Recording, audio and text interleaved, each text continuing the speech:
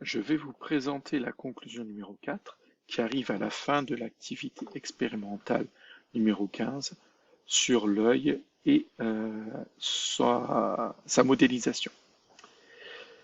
On va répondre à deux questions. Quel est le rôle du cristallin et comment le modélise-t-on? Donc le cristallin a pour rôle de faire focaliser les rayons lumineux sur la rétine. Ça veut dire qu'il va faire converger les rayons de lumière en un point de la rétine, pour être précis. Il peut donc être modélisé par une lentille convergente. Oui, en effet, une lentille convergente va focaliser les rayons lumineux. Donc voilà pourquoi on peut imaginer qu'un cristallin agit comme une lentille convergente.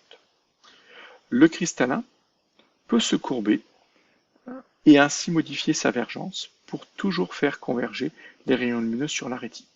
On l'avait vu dans l'activité, dans la conclusion numéro 3 de l'activité documentaire 9, et on avait dit qu'un cristallin en repos permet de voir un objet lointain net.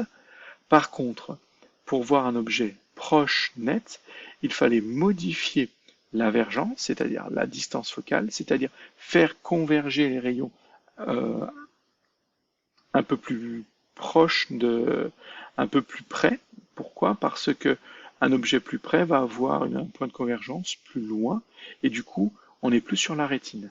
Donc pour le faire converger plus près, pour que l'image se forme toujours sur la rétine, pour que le rayon se croise toujours sur la rétine, alors on va devoir augmenter la vergence, donc diminuer la distance focale. Et pour ce faire, il faut courber le cristallin.